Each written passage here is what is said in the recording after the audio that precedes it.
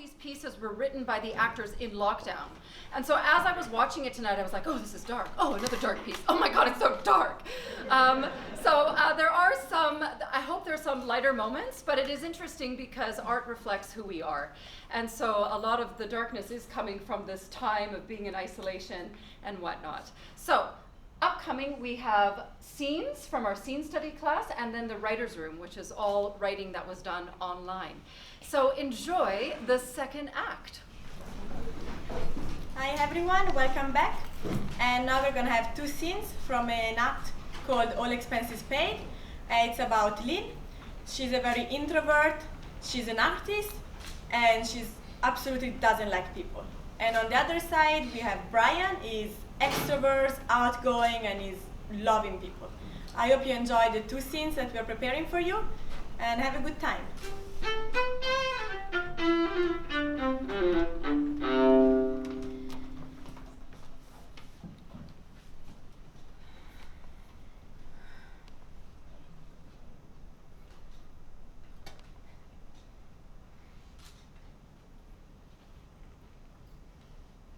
Look at those trees. You don't see trees like that back home. Aren't they so lush? You don't see lush trees in Edmonton. It's like a jungle or garden or jungle wallpaper. Don't you think? I'm surrounded by idiots. She thinks I'm an idiot. I should be at home. Jungle wallpaper? Why doesn't he shut up? She's probably tense. I mean, jungle wallpaper? I should keep on talking.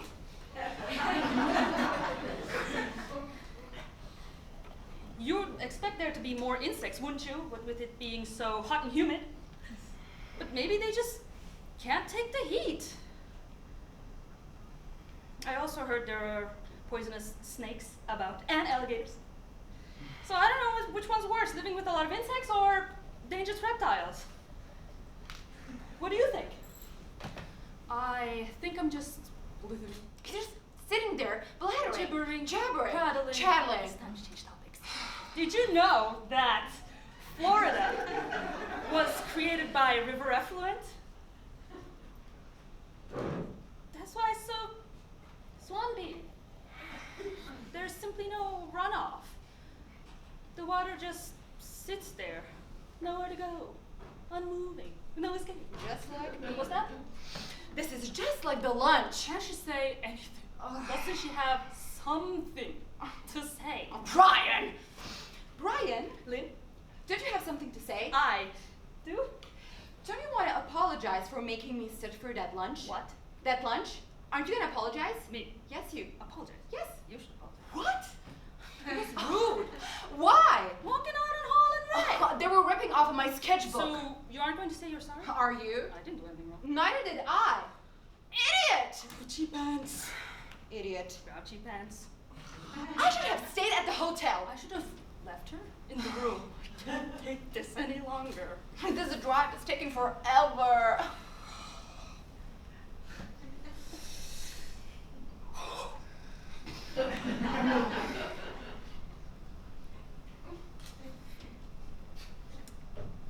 What's that ahead? Beach. Thank God.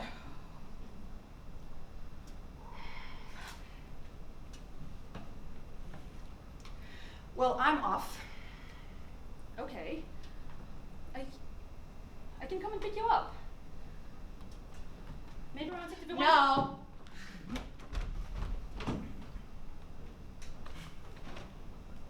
Finally. Peace and quiet.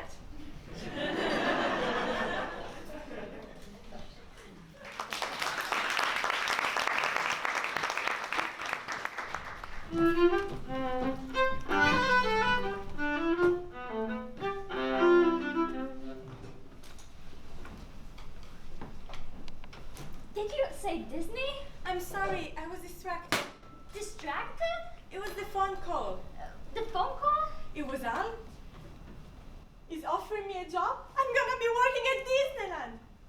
So? So, isn't this the most exciting thing ever? A job? At Disney, it's like a dream comes true. What's this Disney obsession anyways? Lynn, I want to know. it's not an obsession. I just happen to like nice things. Like Disney? Yeah? What else? I like you. Helen Ray? They're great. I can't believe this. I actually thought I'd give you a chance. What? What are you anyways? Every time we meet someone, you push yourself to the front like some kind of used car salesman. Well, I like to make friends. Friends where? At work? And other places. Brian, everyone at work calls you Perry. But Perry is my name. They only put up with you because they think you're inoffensive. People like me. That's not exactly the basis for friendship. Are we gonna talk or are we? There's more to life than just exchanging smiles. Oh, and sorry, what makes you such a smile expert, huh? When have you ever actually tried to be nice? Just then, but I guess you weren't paying attention. You had Disney on your brain. Well, at least I don't hide behind my hobbies. What? Well, you're drawing. That's not a hobby. That's my life. Life is what's going around you. It's what happened with other people. I don't need other people. Well, don't you want anything else? I have stuff in my life. There has been stuff. Like what? Stuff. Like what? Like guys telling you you're the greatest thing in the world. And then they leave you. Lynn, I'm sorry. I don't need your sympathy, Perry. Brian? My name is Brian. Let's be absolutely clear about this. I don't like you, I don't like Disney, I don't like Florida, and I hate this stinking alligator. Fine, I've tried to be nice, but I give up. Tomorrow I have an interview and if everything goes well, I'm gonna stay in Florida and I will never have to see you again. Imagine my relief. Great, then you stay here with your sketchbook. I'm sure there's some chairs you haven't drawn yet. But I am going out to celebrate. Come on, General.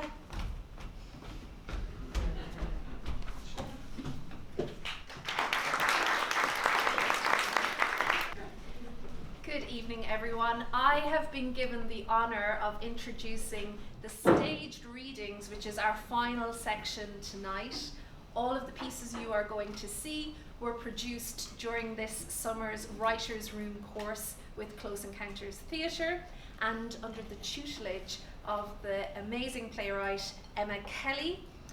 I hope the lyricism of my Celtic accent suits you, because I'll be in the corner over here reading some stage directions and I'll introduce each piece. If you haven't seen a staged reading before, it involves the actors with scripts here and they will be reading, but some of them have had practice with it. So I hope you enjoy this section of this evening. Our first piece is Home Truths by Lindsay Lomax.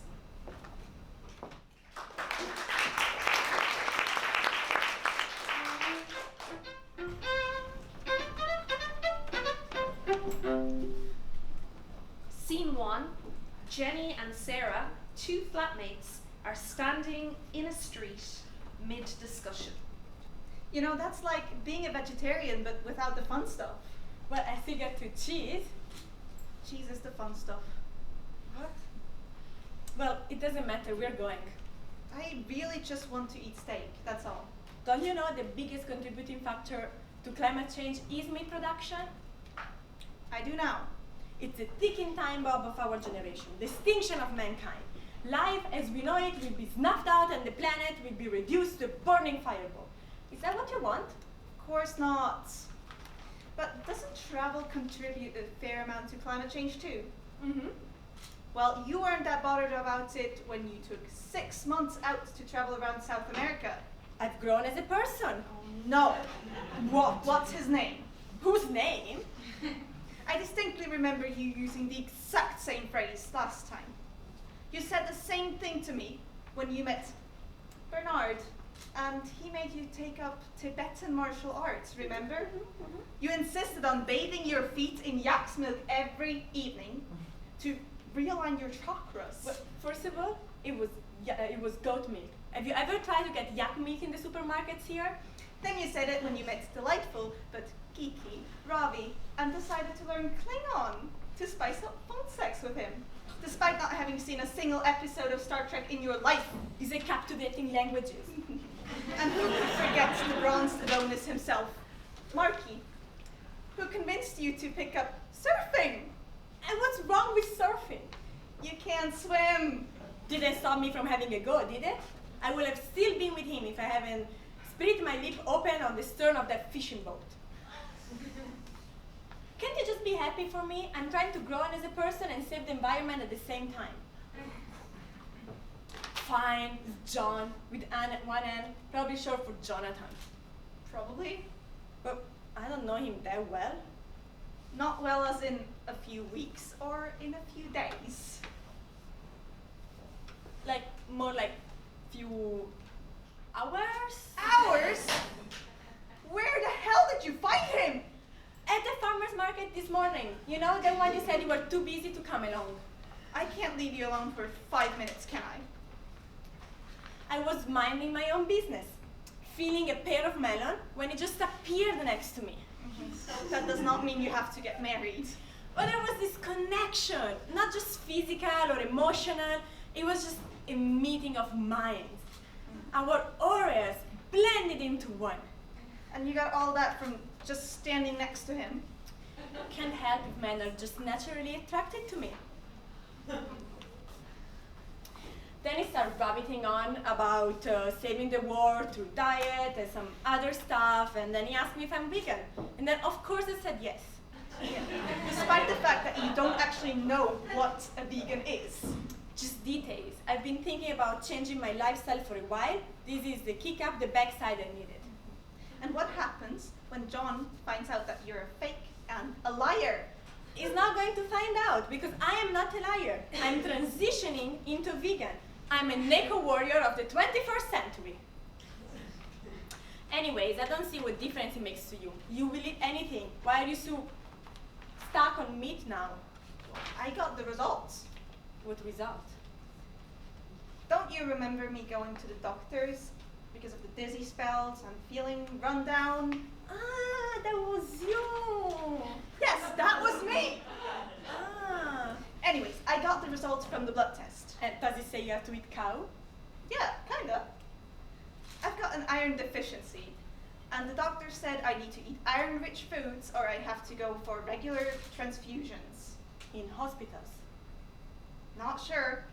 He didn't say, and I did not want to ask. That's why I'm being so fussy about what we eat. I mean, I'd like to avoid spending hours with a needle stuck in my arm. I don't want you to have to go through that either, because you'll end up in the hospital. There is no way I'll come to visit you. And send the place. So we're agreed. We're going for steak. Absolutely not. I have not agreed to that. But you just said you didn't want me to end up in hospital. How is that not agreeing? I was expressing a preference. I did not agree to slaughter meat for dinner. You've only just met the guy. Come on. Think of it as your last supper. Is it, Judah? I might have just met him, but what if one of his hurt-loving friends sees me through the window, tackling into a medium-rare slice of daisy? Why is everything always about you? What about my health? One meal isn't gonna change anything, is it? I'm not going to have to call an ambulance during the starter, am I? Do you realize how serious this is? I have to think about my hemoglobin levels. I have to think about my sex life. If untreated, I could end up with hair loss and chronic fatigue. You're gonna be bald and tired. Do you know what happens if I don't have sex at least once a month? I'd say better have sweet potato fries. Huh.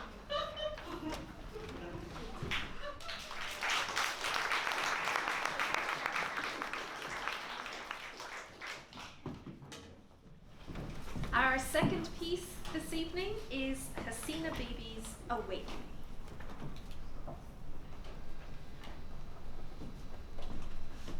Hey, welcome. Hi, hello. How are you? Very well, thank you. How have you been? Well, I need coaching. Coaching for what? Well, everything. And maybe some healing too. Why? What has happened? It's me. I can't keep a single promise I make to myself. Can you give me an example? Yeah, so, like, even this morning, I told myself not to light a cigarette, that I will not use a cigarette and coffee to motivate me to get through the day. That I was going to do this cleanse, you know? And yeah, but I just can't seem to control myself. Why do I keep self-defeating like this? Why do you want to give up coffee and cigarettes? Well, because I want to look healthy. And healthy girls, they don't consume those things. You see it all over Instagram. I mean, I try to use those quotes to motivate me, you know, but it just doesn't seem to last. I can't even wake up early enough to meditate or to psych myself up for the day. Like all motivators said you should do. I have no self-control. Why is that? I can't answer that, I'm afraid. Okay. But, hey, don't be so hard on yourself. I mean, some of this stuff's online. I'm not saying don't want you to watch it, but there is so much of a fluff. Well, you know, they say things like, you should do what comes easy to you. I know people who say you should be doing what comes difficult to you.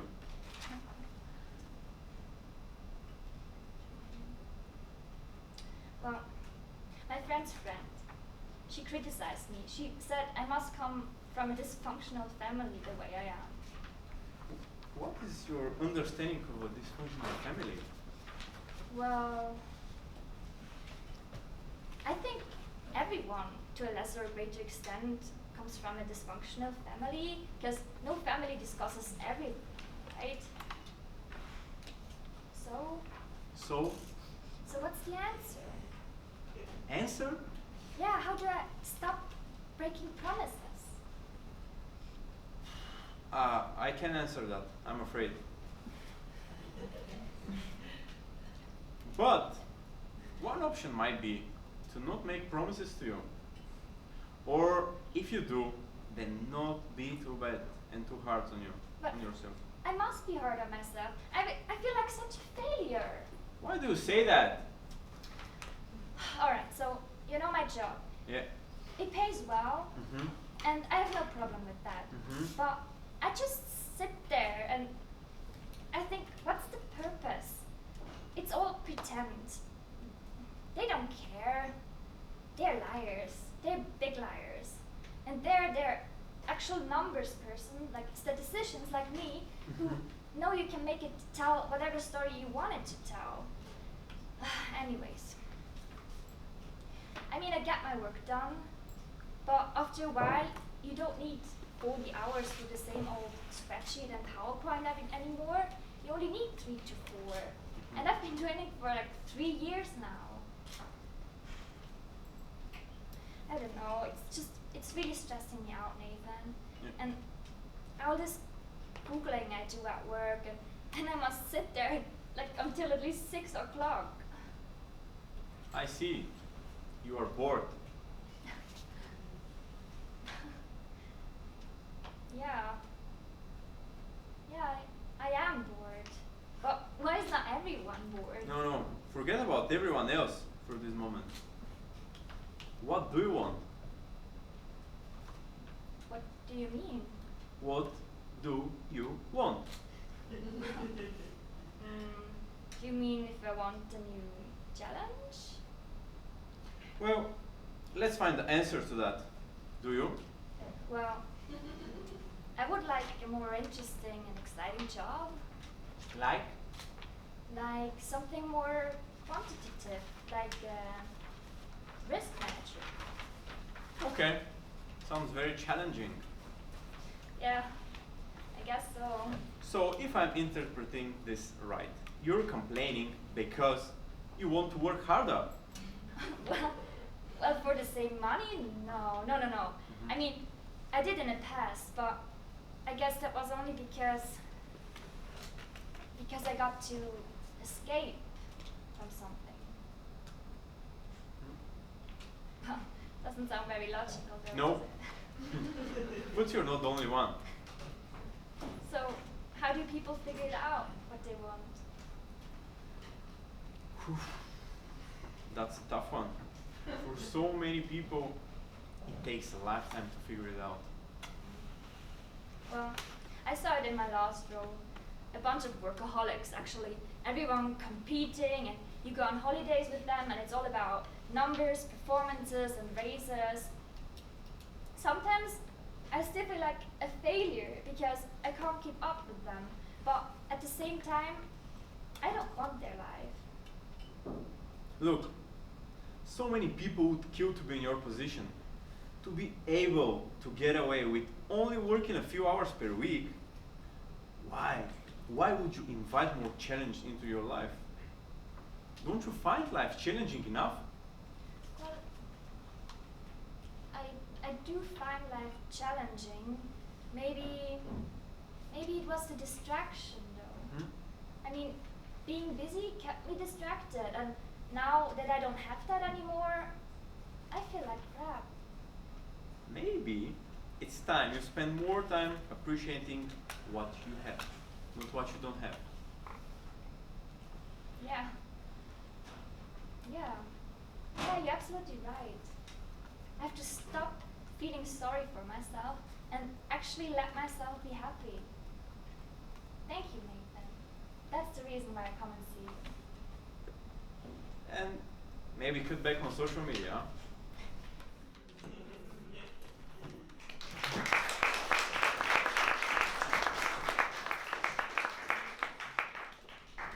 Our next piece is written by Mavi Politoglu, and it is called But It Has Glitter.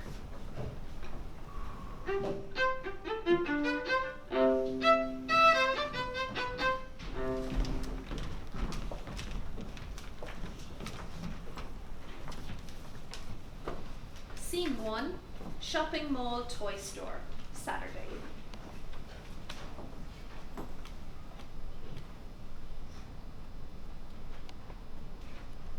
We are not buying anything today.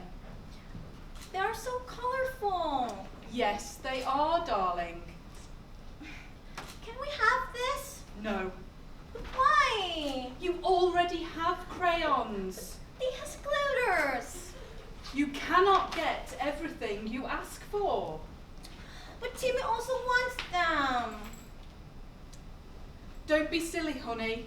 Timmy is too young for these. But these are my favorite. Would you like them for Christmas? I want them now! Are you already done? Yes, it was much faster than I thought. Daddy, can we buy these? Such nice crayons. We got her stickers only last week. Listen to your mother, Emma. I told you we shouldn't have waited here. How was I supposed to know? MediaMarkt Services usually has a huge line. If you'd listened to me about the stupid camera, we wouldn't even need to do this in the first place. What, all of a sudden, you wanted me to tag along? I was going to do it quickly myself. And leave all of us in the house. I am so bored, and Emma wouldn't stop jumping on the sofa. She needs to get out. They both realize at this point the glittery crayons on the floor next to Emma, who is drawing on the open package. Emma! You shouldn't have done that, sweetie. This is bad. Scene 2. Everyone is in the parking lot, walking to the car. Well, at least Timmy didn't wake up. Car drives away. From the window, we see Emma with her new crayons.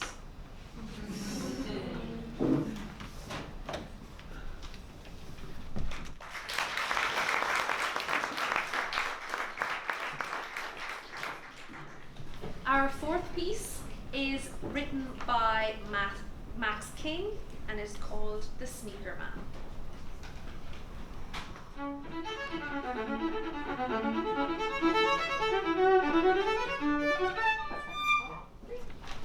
Bethnal Green, East London, 2019.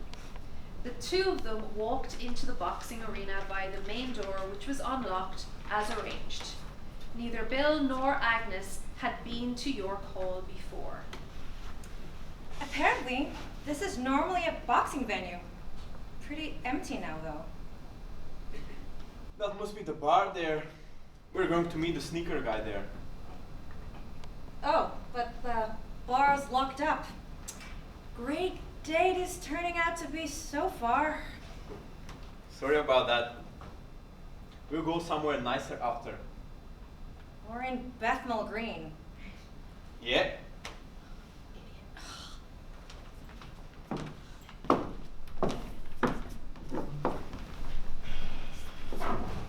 So, what can I get you to drink, milady?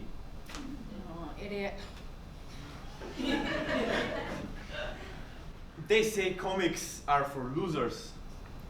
Superheroes in spandex. The thing is, comic collectors read about superheroes. On the other hand, we are the superheroes. Of course. No, really. These sneakers that I'm waiting for, they're the kick-ass version of the everyday thing. Yeah? Yeah! I mean, why buy a pair of sneakers, or trainers as they call them here, that cost as much as a mountain bike or even a Louis Vuitton purse? See, Louis Vuitton can make you a superhero, only my sneaker collection can. I collect poems. My superpower is boring people to death. The colors, like orange, blue, silver, just like back in the ancient times. Plus, if you start wearing them too, you would be so badass. You would even be Jennifer Lawrence, like in the Hunger Games, you know? Look, I get you're into the whole upmarket sneaker collection thing, but I like you for other reasons. She likes me. Yeah. I can write you a poem for sneakers. Yep. Maybe. Stop it right there. Back in school, the hype kids used to hang out and talk about the coolest sneakers. I'd be listening from a distance. I swore that one day I would show up with a pair of sneakers that radiate awesomeness. Then they would worship me. Like the way I do. No, it's different. You keep things real. But they will bow to me. They will. Stop there. In fact, where the hell is this guy? But anyway, I like the suspense. Soon I'm gonna have another pair to add to my shelf of fame. In my hall of fame. Still live with mommy and daddy at your age, so technically it's a hall of shame. It's working out. It won't be forever. Sometimes I just feel they don't understand my vibe, you know what I'm saying? That's the thing. They pay their rent. They don't need to dig your vibe.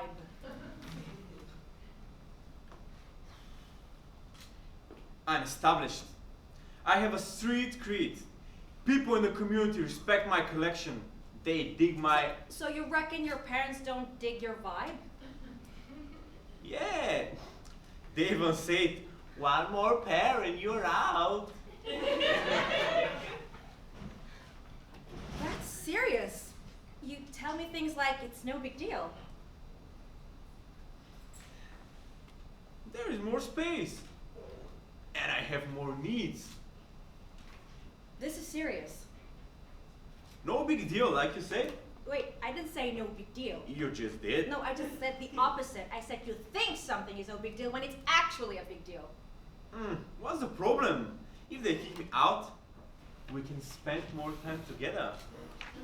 Am I your plan B? You're my lovely girl. You're my Cleopatra. You gonna bring your damn sneakers on our future honeymoon? Am I just hearing about? Let's take a step back for a second. Okay. Seconds up. You gonna bring your damn sneakers when you move in after your parents kick your sneaker ass out of their house? Whoa, Agnes, Bill! it's who I am. It's kind of what defines me. I would feel a void if I didn't have them. Well, I would feel a void too if I had to chuck out your entire sneaker collection. But I could see myself getting over it. Get on my case, okay? I'm aiming for the stars here. In fact, what the hell gives you the right to question me? Your face is red over sneakers? You better, Seriously? You better believe it. Okay, sorry. Let's take a step back for a second or two. Time for a deep breath. It's my parents. I guess that they win me up sometimes, you know. That's their purpose in life. Didn't I tell you? I'm part of a sleeper cell, that one that's activated by the code of sneakers. And you said it, so you better find your goddamn sneakers in a goddamn warehouse! Agnes, that's not a bad idea actually.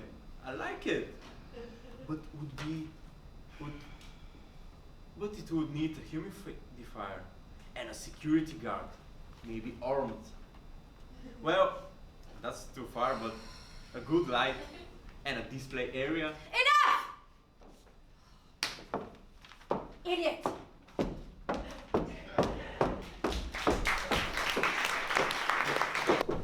Our fifth piece is by Atnas Piscacic. Oh, I had it so right earlier. And it is called Shy Sam.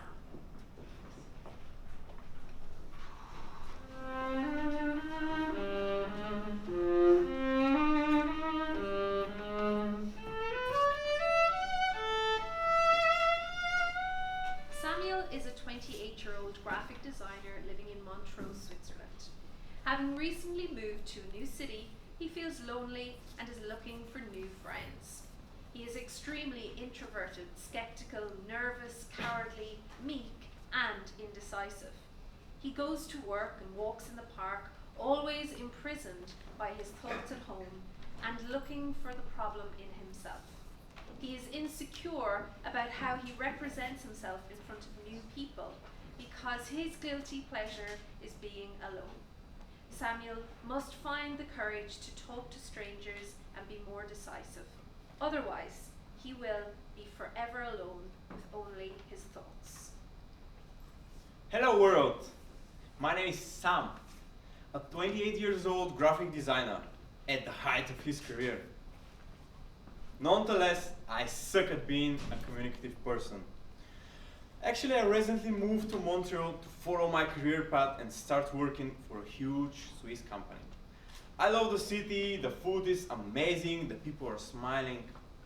Anyway, believe me or not, for an introverted guy like me, it's mega hard to find a new buddies here, or in fact, anywhere. I start to question myself, how can I create a network and where can I get a new friends or even a girlfriend? I was wondering whether to go to a disco club or start attending some sport classes, but let me be honest, I have never been interested in parties and I'm really bad at sports. So I just say to myself, okay Sam, just go outside, walk a bit, get to know the city and you will find a nice place where you can feel great. And maybe you can meet someone new there. So I decided to go for a walk because I was absolutely sure that there is a nice place, nice place around my house. We're in Switzerland, right? Fortunately, I found a green and quiet park. 10 minutes from my home, so cool. No need to walk for a long time and getting sweaty. I hate it. Next, I begin my stroll. The sun was shining. There were so many people, all of them with their friends or pets. How can I walk there and start a conversation with some of them from scratch. I think it is worth, isn't it? Suddenly, I see her. The most beautiful girl ever, sitting alone on a bench. Her hair was short and blonde. Her eyes was bright with the color of the ocean. She was reading a really thick book. I was feeling like God just sent me the girl of my dreams in front of me. And here I am, with my extremely introverted character, thinking about how I can go next to her and just say hello. With every single step, I was closer and closer to her. I was feeling the sweat on my back. Inside, I was feeling like I'm on the stage in front of thousands of people. Woefully, my inner disadvantages have not let me to talk to her. I passed, and I was looking screwy at her. While I was on my way back home, I felt angry about myself, and I began questioning myself questions like, why am I so indecisive and shy? What's the reason behind my insecurities? How to gain more self-confidence? On the next day, after a long day at work, I decided to visit the same park again and look for the same pretty girl from yesterday, just to say hi. And so on, I went there, and you know what? She was there, even more beautiful than yesterday, sitting on the same sunny bench, reading the same thick book. I got nervous again. I feel the sweat all over my body. Then she raised her head and looked at me with an eager and smiley face. I felt the same anxiety than yesterday. I speed up my steps and I bowed my head shyly. My lack of self-confidence plagued me again. I say to myself, what is wrong with me? Why am I so scared to say even hi? When I went back to my home, I sat and my head was exploding with thousands of thoughts. For the whole night, I started digging deep into my mistakes and searching for a way to solve them. The following day, I finished with my office duties and I went into the same park to finally ask her about her name. And so on. I walked outside. I was so confident that day. I thought to myself, definitely today I'm going to talk to her. For the first time in my life, I was so fired up. The weather was cloudy. There were not so many people outside.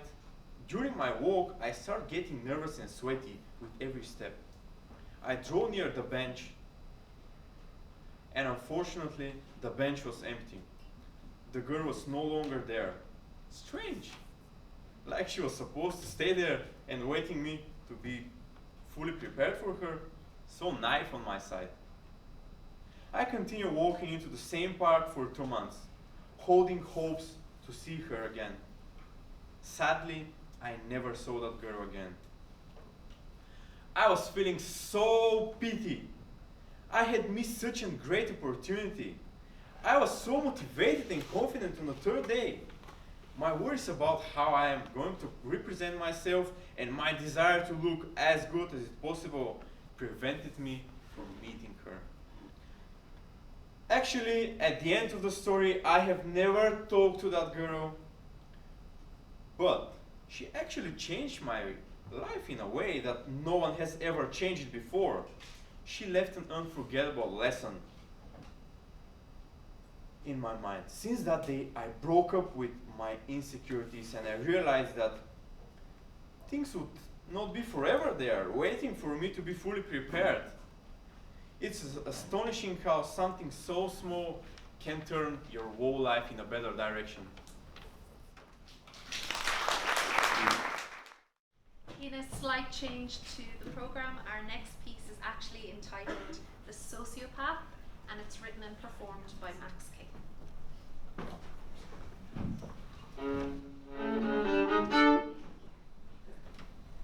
Thanks for letting me sleep on your couch while I clear up this mess.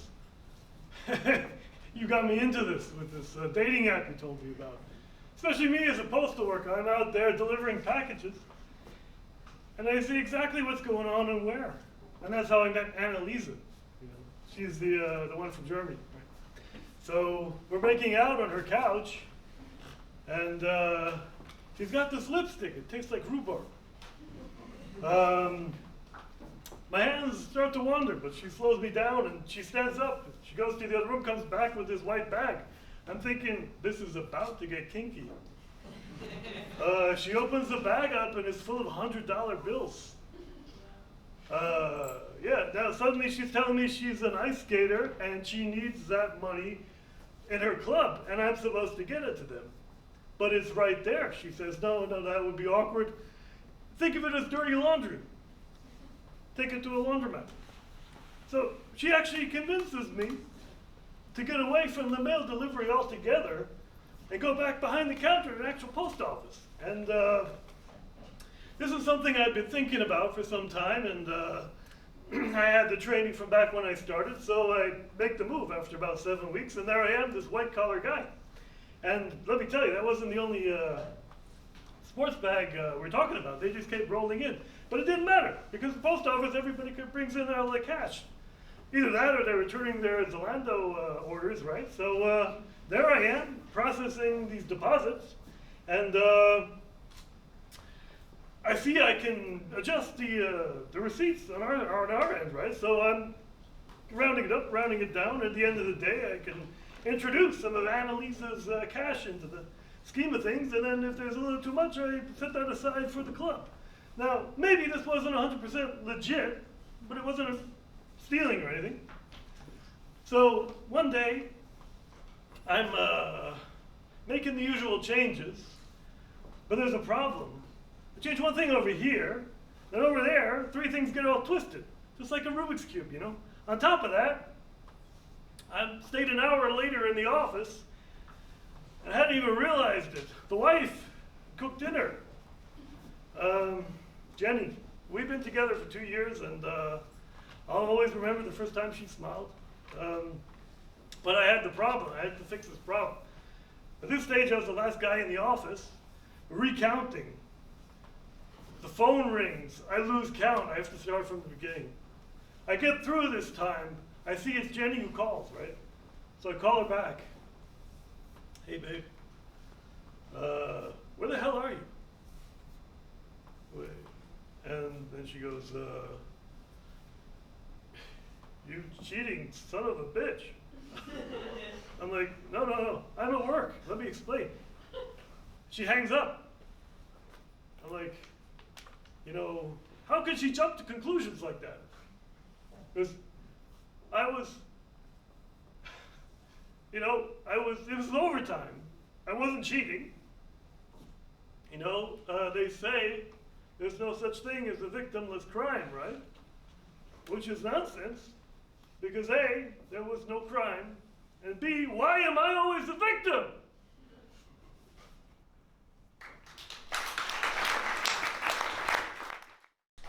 Our last piece this evening is actually by me, Catherine Cronin, and it is called Ancestor.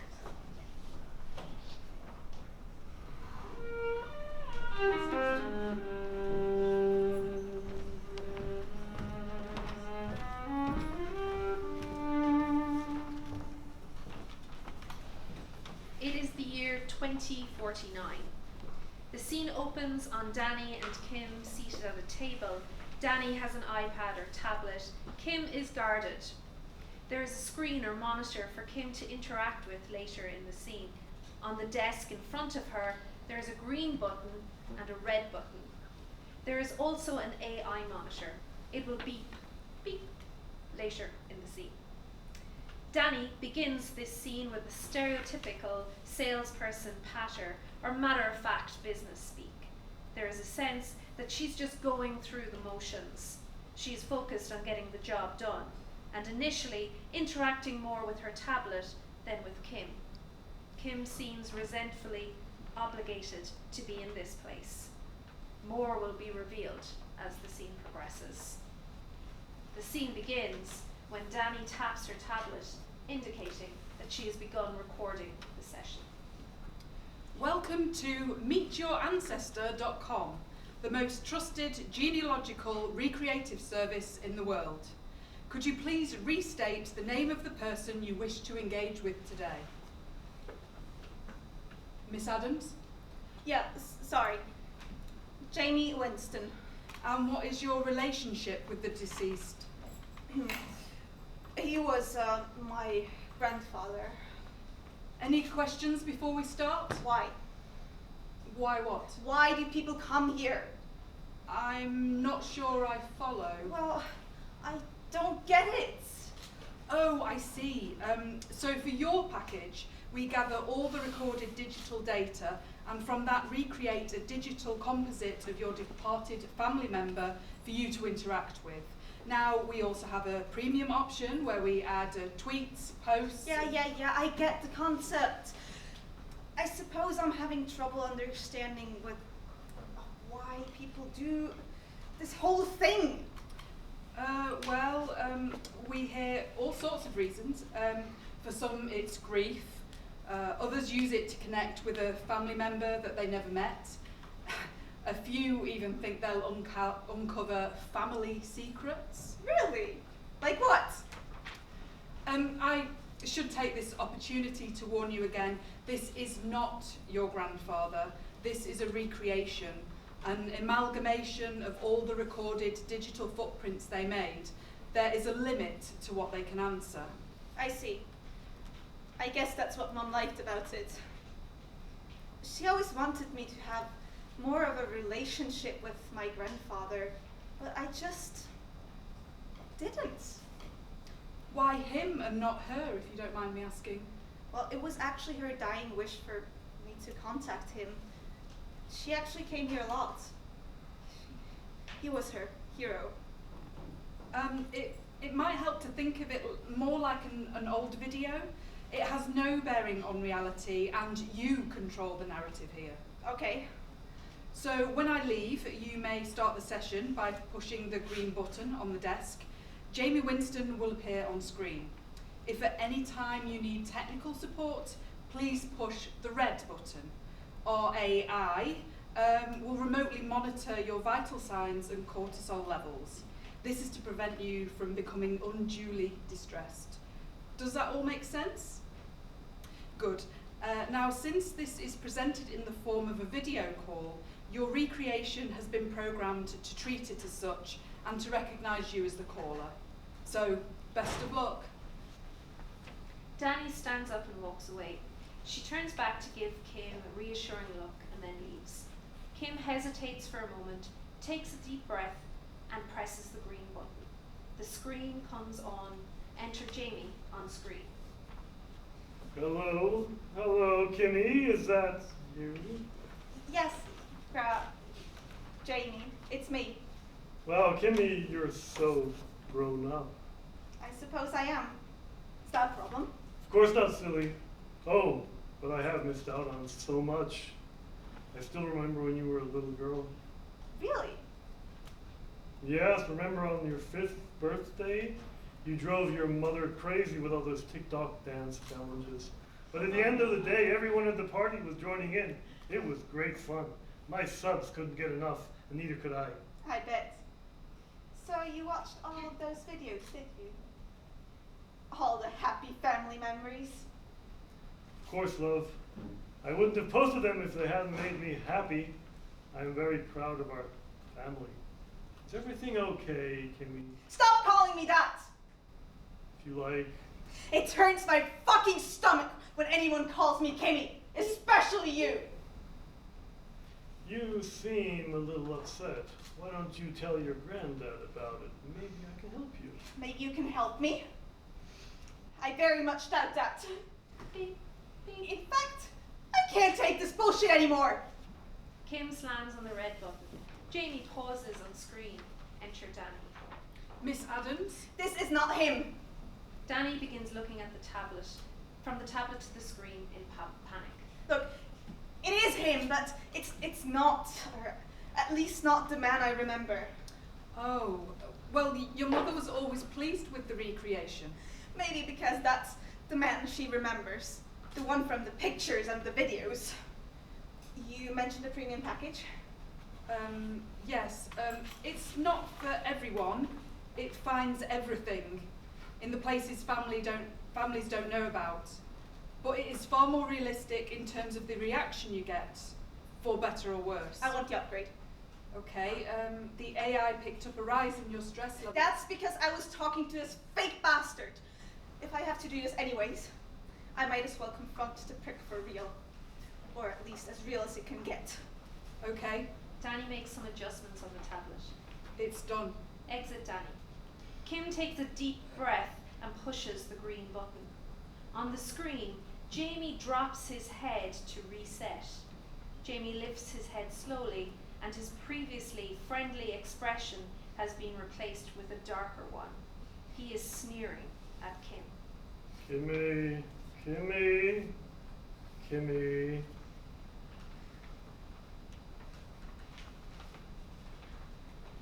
Kim looks at him in disgust. It's a shame you can't give your old granddad a little hug or even a kiss. You make me sick! Is that any way to speak to me? What would your mother think? Would you want to upset Mummy, would we? It doesn't matter now. Seeing you recreated like this is a weird release, actually. If this version of you is here, it means that you were just as sick online as you were in real life. To know that it was not about me. But you were special. No! You only said that to use and isolate me. I was a child! For you, I wasn't special. And now, neither are you. Jamie says nothing. Kim wipes away her tears, composes herself, and pushes the red button. Enter Danny. Everything okay? Kim pushes the green button. Yeah, I'm done here. In fact, you can wipe the recreation file. Jamie's eyes narrow in anger on screen. Sure. Danny taps on her tablet, and Jamie disappears from the screen. Done. I hope you were happy with the service? Beep.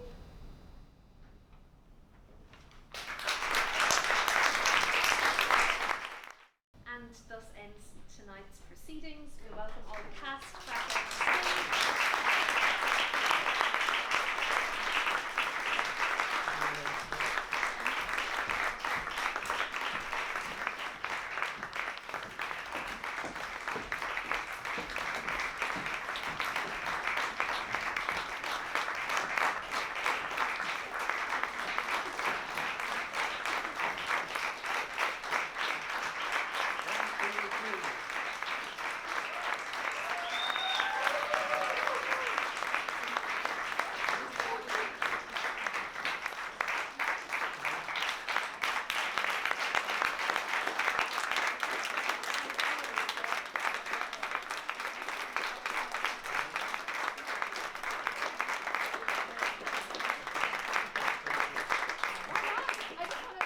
Thank you again so much for coming, and I really want to thank Sam Matzner for playing for us, and also Fritz Rickenbacher in the booth that did all that wonderful tech, and also to Millers for allowing us to work in this beautiful theater.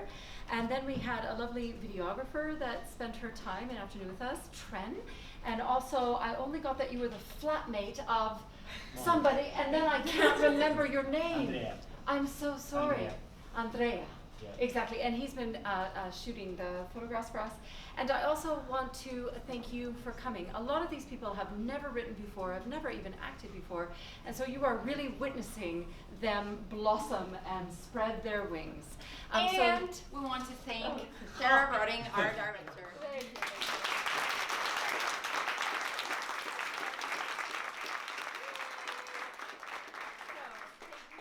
Yes, and I also want to thank all of them because they are, I told them that they're the lights of my life. I mean, during lockdown, it was so wonderful to have online classes with them. It was just so joyous and wonderful.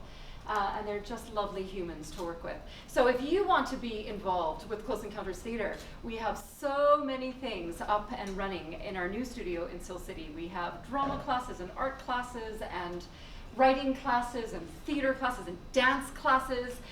So do check it out. And we work with children all the way from 3 all the way to 95 years old, or even more if you can live that long.